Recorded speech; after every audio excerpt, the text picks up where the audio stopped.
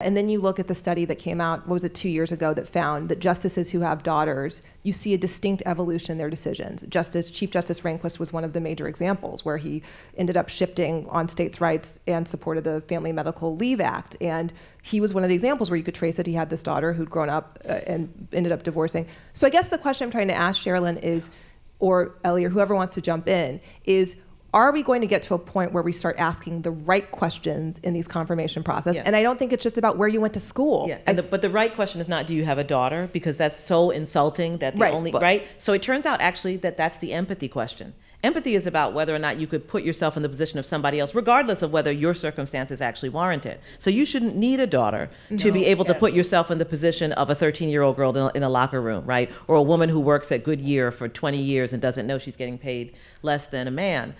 So this is where, everybody laughed about the empathy thing as though it were nothing, when in fact that is a question we should be asking. I have a whole series of questions that never get asked by the Senate Judiciary Committee that I really hope they will ask. And one of them is, can you describe a situation in which you persuaded other people to view things your way? That's easy. Can you describe a situation in which you had a strongly held belief and you were persuaded by others to make a decision in a way that was contrary to what you had believed before? In other words, if we want this flexibility, if we want people who will actually listen, because what we always want at the Legal Defense Fund is we want to know that a justice's vote is in play.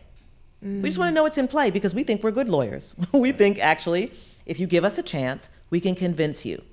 So how do we determine that someone's coming to the court with the ability, Clarence Thomas said you strip down like a runner or you put on a robe or something like that when he was being confirmed, that, you magically become impartial.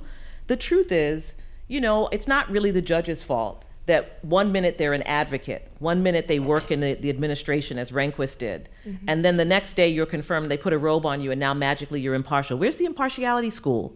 Where's the anti-bias seriously, there's baby judges school. They teach you how to manage your docket and all kinds of stuff.